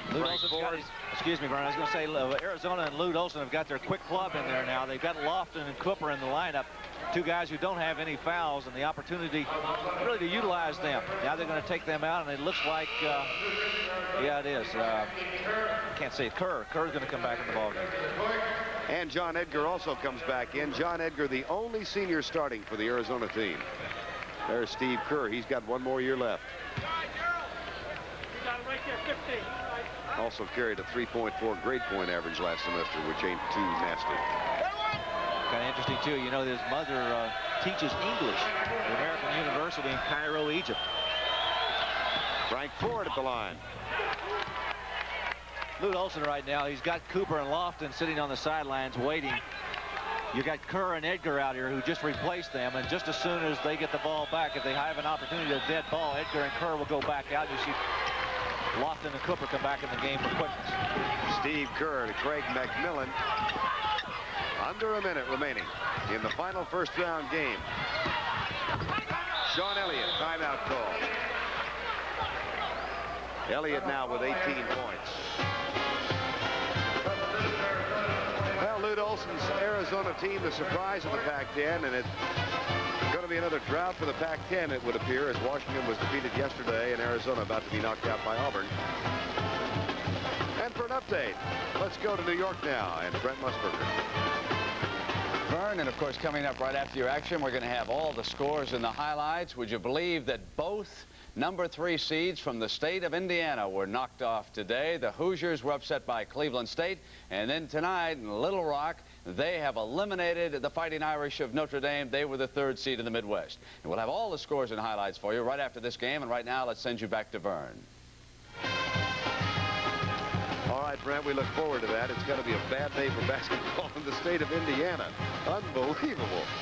That doesn't happen very often. There's Chris Morris right there. He's nursing that very tender right leg. He's got ice. It looks like on the back of the calf. I'm wondering if somebody did kick him. Oftentimes when you get an injury like that, it's because somebody inadvertently kicked you in the muscle or in the calf. I think maybe that's what's happening. It's like Sonny Smith's going to take him out of the basketball game right now and let him sit over there. Lute Olson completing his 3rd year at Arizona with Steve Kerr, who apparently will not play the remainder of the game. A young man right there that nobody wanted. Lute Olson took a chance on him, and what did he do? He helped him win a Pac-10 championship. It's a fine young man right there.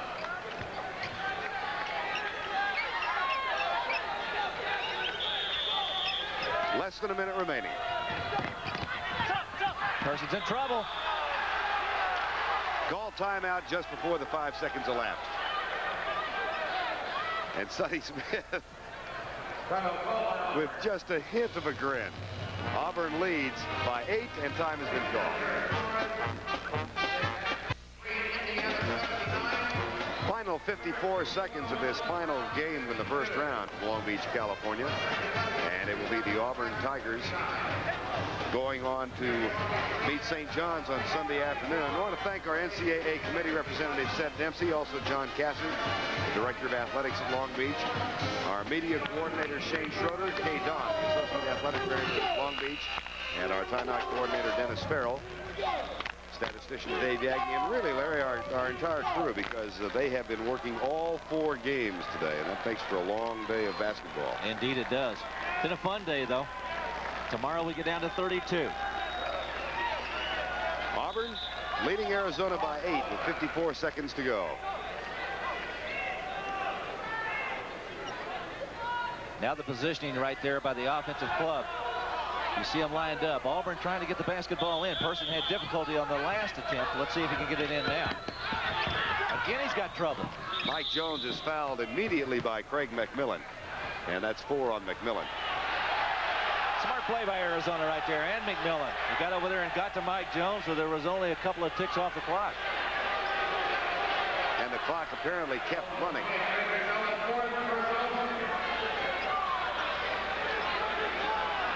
I think that's what happened. Lute Olson looked up at the clock and said they didn't stop it. 54, you can read his lips. And if you can, he's put enough fingers. 5 on one hand and 4 on the other. And Sonny Smith is arguing at the other side, but he's doing so in a jocular mood. Nothing joking about that man right there. He's staying in this game. He's a competitor. Had great success. You know, he took Iowa to 5 NCAA tournament plays, and right now with 52 seconds to play. Well, they've compromised, and they've set it at 52. There's Sonny Smith.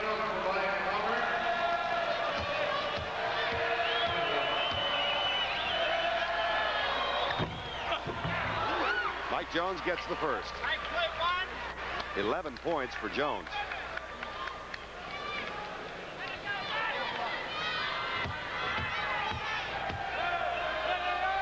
Had a good game off the bench. He's played very well off the bench. Has 12 points, a 9-point Auburn lead.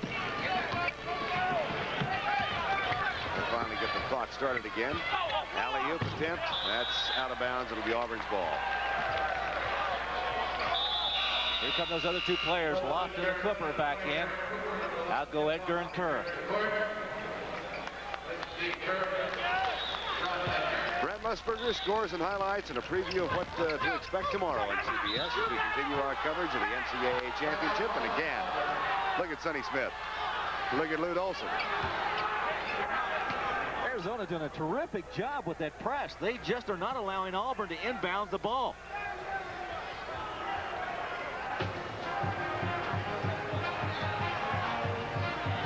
As we said, our crew has been here all day long. The executive producer of NCAA Sports is Kevin O'Malley. Tonight's game produced by Rick LaCivita and directed by John McDonough. Our associate producer, Scott Johnson. Field technical manager, Oscar Vettel. Production supervisor, Suzanne Turner, and our broadcast associate, Suzanne Smith. Plus all the rest of our technical crew that has done such a great job in working all 4 games, and we'll be back with us for the St. John's Auburn game on Sunday. Well, you know, when you look at these 2 basketball teams, number 8 seed and number 9 seed in the West, you expect a close basketball game, and that's basically what we had here today. I think the NCAA committee did a great job of pairing these 2 clubs up. We had the opportunity to see 2 teams I think that played extremely well in this basketball game. They shot well, but they also handled the basketball well. Right now, Auburn, I think, on the strength of the play of Jeff Moore and Chuck Person, really came to the forefront, and they've been the club that really has dominated in the second half. They started off the first 3 or 4 minutes, really got them going. Now they're picking it up, and it looks like they're going to walk into this next game. And they go up against the St. John's with a hobbled Walter Berry. That could be a big problem for the Red Men. I know Luke Carnesecca very concerned about that injury. Not only that, but they've lost Baldy, of course, so they've got and no bench strength for St. John's. We said tonight there were more guys sitting there with suits on the bench than there were players in uniform. There go the soft drinks. There goes my wife's pretty new sweater. Oh, the cleaning bill. It was a great pass. Nancy just couldn't get a hold of it.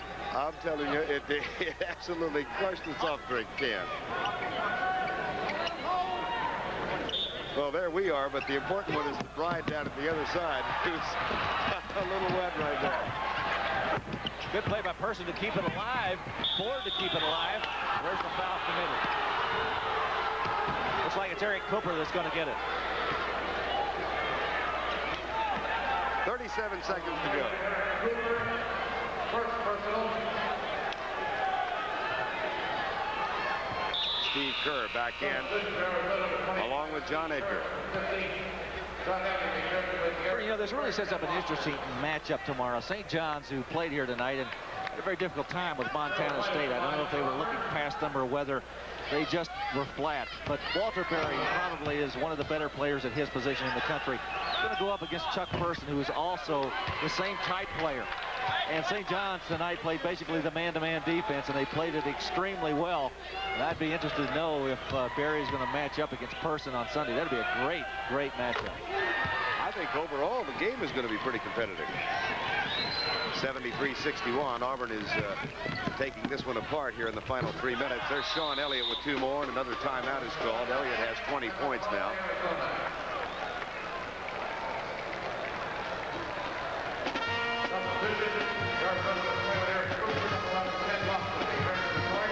Timeout has been called, and while that timeout is being taken, why don't we take a look back at this NCAA memory?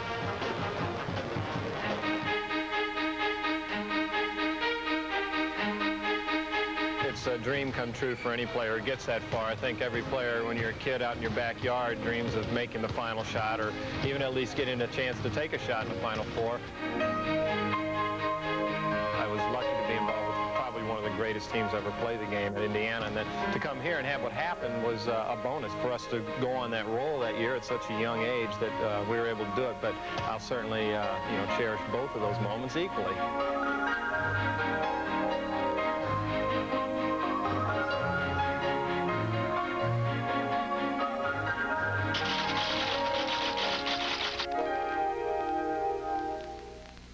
One of the reasons Bob Bender transferred was because he felt he wasn't getting enough playing time at Indiana, and in fact, he became a starter at Duke. And that's another of the special memories we're going to be bringing you throughout this NCAA tournament. Final 31 seconds coming up in Long Beach. Let's go back to Vern Lundquist. Vern? Okay, Brent, thank you very much. A 10-point lead now, 73-63. As we near the conclusion of this game, Auburn and Arizona. And until Jeff Moore and Chuck Person went on a streak midway through the second half, it was a very close ball game. Arizona with no more timeouts, and Auburn with but one. There's Frank Ford fouled in the backcourt, so he'll go to the line. As Ken Lofton took the foul, number 11. And Edgar and rather Steve Kerr and Joe Turner come back in now for the Arizona Wildcats. That took exactly 1 tick of the clock. You know, college teams have gotten very proficient at managing that clock. You know, we used to talk about the football teams in the 2-minute drill. We're getting to be about like that in college basketball now. I think this last 3-minute segment has taken about 16 minutes, as a matter of fact. Misfires in the front end of the 1-and-1. Steve Kerr to Craig McMillan. You don't foul, you let them do what they want. Ball goes out. It's going to go to Arizona. Oh, Auburn. And Lute Olson can't believe it. Now it's going to be overruled. Boy, there's a man of dignity. Lute Olson. And we've got one more substitution to come into the game. Bruce Wheatley, number 45, freshman from Los Angeles. 6'9", 240-pounder will come in, replacing Joe Turner.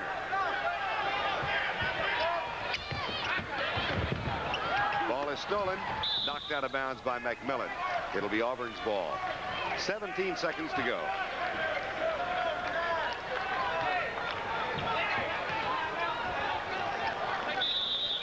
(73-63). Another substitution now as Cooper and Lofton come back in. Bruce Haskin, number 24, is also coming in. David Haskin, beg your pardon. And Anthony Cook will sit down.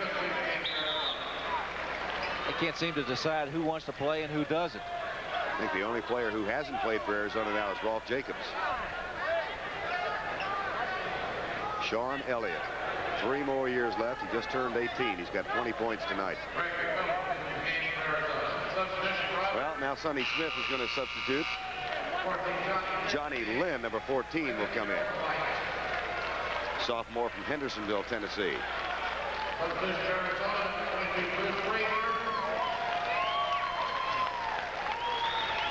Become a game of substitutions. Well, we got a couple more. 3 more, as a matter of fact.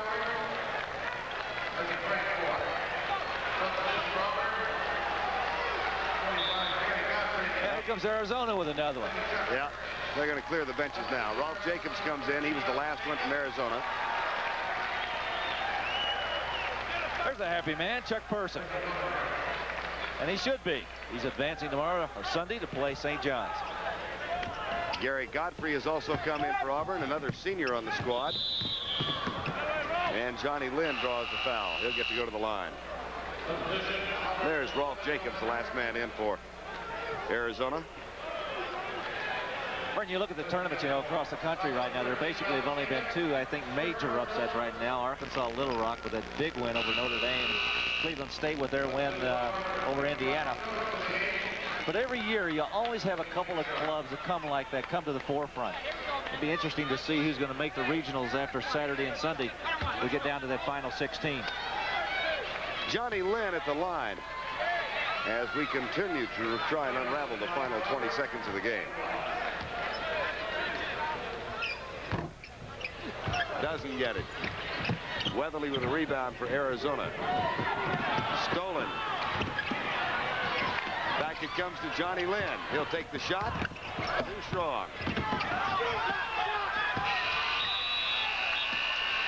And at long last, it is over as Sonny Smith's Auburn Tigers show a strong second half and defeat Lute Olson's Arizona Wildcats.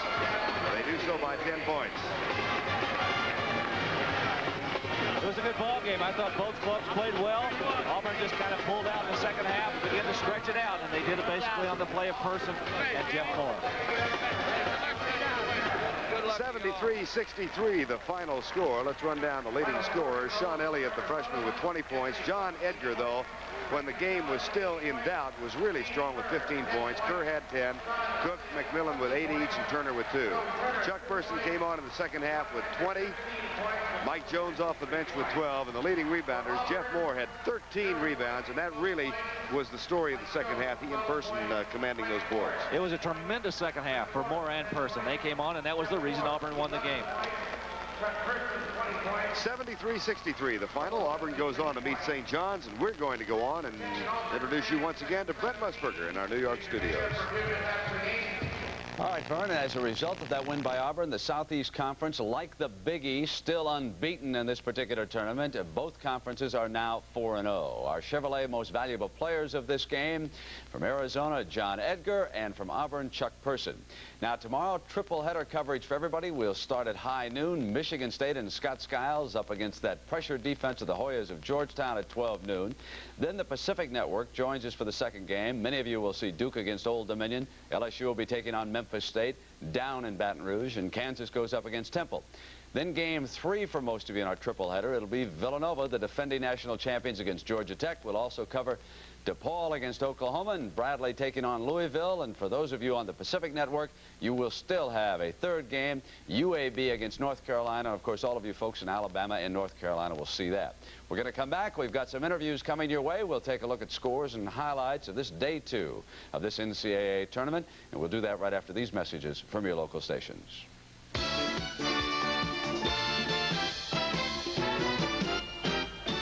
beat Arizona 73-63. They did so with a very strong second-half performance, especially off the board. And we're here with the coach, Sonny Smith.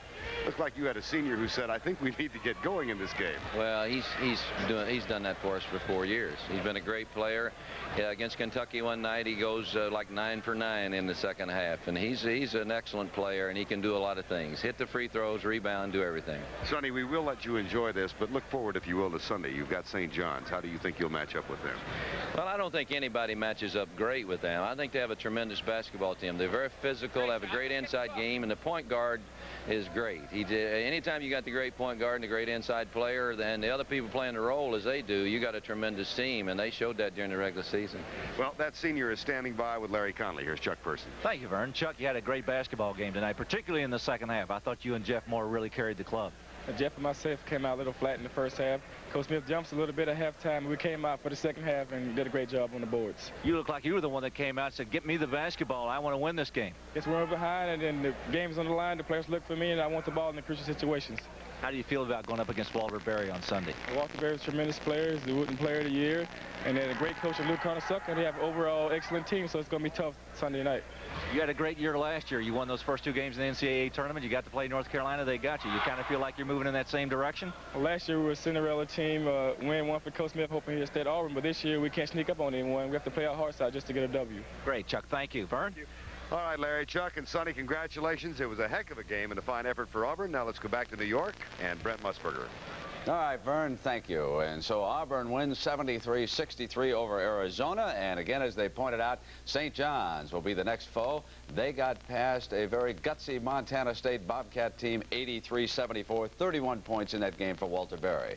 Maryland hangs on against Pepperdine, 69-64, and UNLV also advances out west, 74-51. These 2 games will be played in Long Beach on Sunday afternoon, the St. John's Auburn game and also the Maryland UNLV game. Now, the Midwest region. In Minneapolis, a shocker, Arkansas Little Rock over Notre Dame, 90-83 was the final in this one.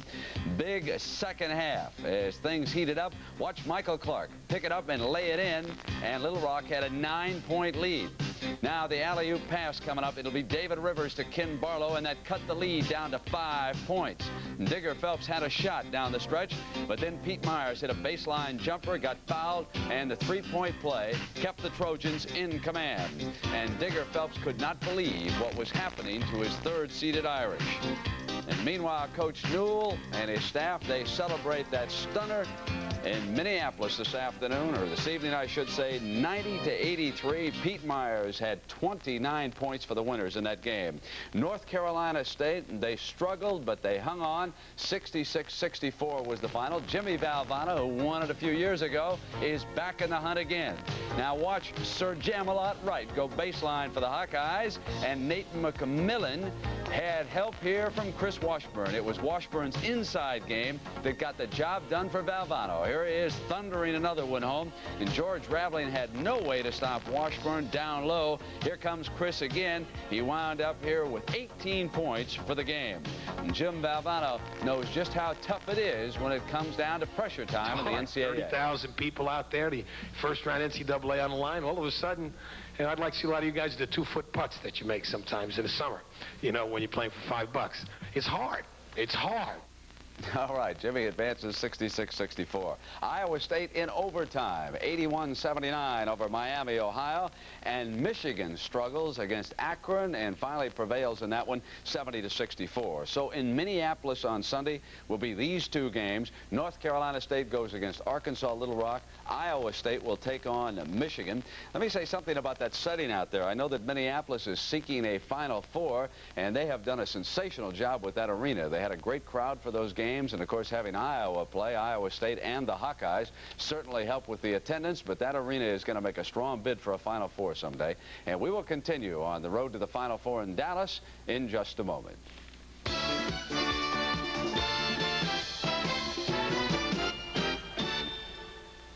Winner of over Davidson 75-55. Western Kentucky will be next for the Wildcats. They beat Nebraska 67-59. Mo Iba resigns as the Nebraska coach after that setback. Alabama, the Southeastern winner, 97-80 over Xavier this afternoon. Illinois of the Big Ten 3-3 so far in this tournament, 75-51 over Fairfield. And these two games will be played in Charlotte, and again they'll be played on Sunday afternoon.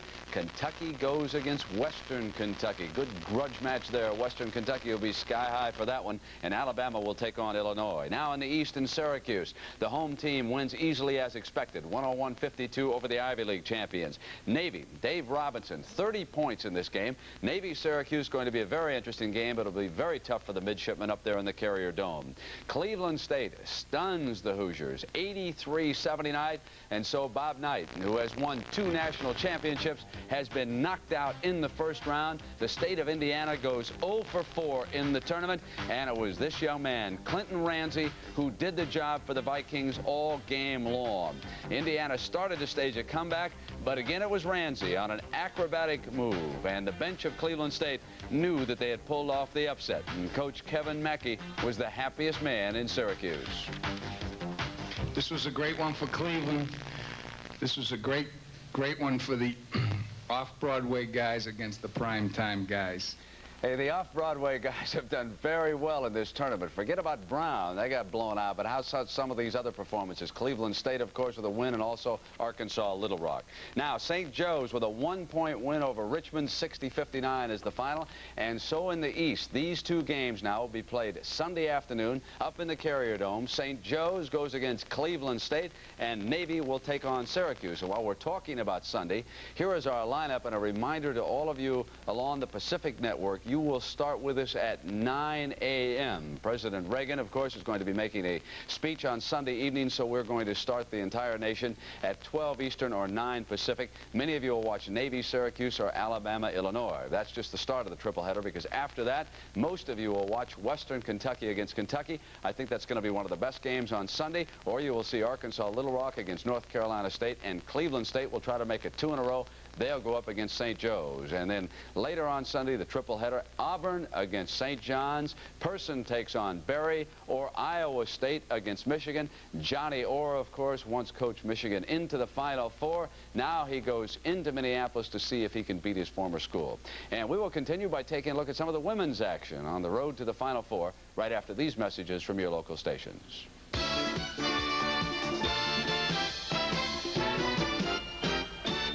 This is CBS. Penn State 63-59. So on the road to the championship down in Lexington, Kentucky. Penn State next will play the winner of the Villanova-Rutgers game, and that, of course, is in the East Regional. Texas, the top-seeded team in the women's tournament this year, they defeated Missouri 108-67, and also in the Midwest, Auburn over Southern Illinois rather easily 61-39. Taking a look at that, Texas will be matched against the winner of Vanderbilt, Oklahoma, and Auburn will take on the winner of Drake, Mississippi. Now, in the Mideast region right now, we can see that Georgia, Illinois, they will be playing tomorrow, and also out west, of course, USC will go up against the Grizzlies of Montana. Now, for us tomorrow, we're going to start our triple header at noon, and the key game has Georgetown taking on Michigan State. And I don't have to tell you what the key to that one is. Scott Skiles, who had the 31 points against Washington, how will he handle that hounding, pressure defense that the Hoyas of Georgetown will throw at him? Look for David Wingate to take Skiles in a little one-on-one configuration tomorrow. Now, also in the Midwest plate at Dayton, you're going to see a team that I think is as impressive right now as any in the country. That is Kansas, coached by Larry Brown, taking on Temple. Temple, of course, got past Jacksonville in overtime. Speaking of Larry Brown, he once took UCLA into the Final Four. We have got right now 16 coaches, or half of the field left, who have all been to the Final Four as coaches, either with the schools that they now are with or with other teams. In the East tomorrow at Greensboro, Duke struggled against Mississippi Valley State. Are they ready to demonstrate that they deserve to be the top-seeded team in the country? We will find out when they go up against Old Dominion, coached by Tom Young, who once took Rutgers into a Final Four. DePaul, Oklahoma, another fascinating matchup here. Are the Blue Demons coming back? Are they going to show some strength late in the year? And how about Oklahoma? Tim McAllister, who was suspended for the first game against Northeastern, he rejoins that Sooner lineup. So those two games are in the East region. Now, meanwhile, in the Southeast, in a very interesting matchup here, Memphis State. Very talented team, but they go into the Tigers' den. They must play Dale Brown and LSU at home. How will they handle that? We'll find out.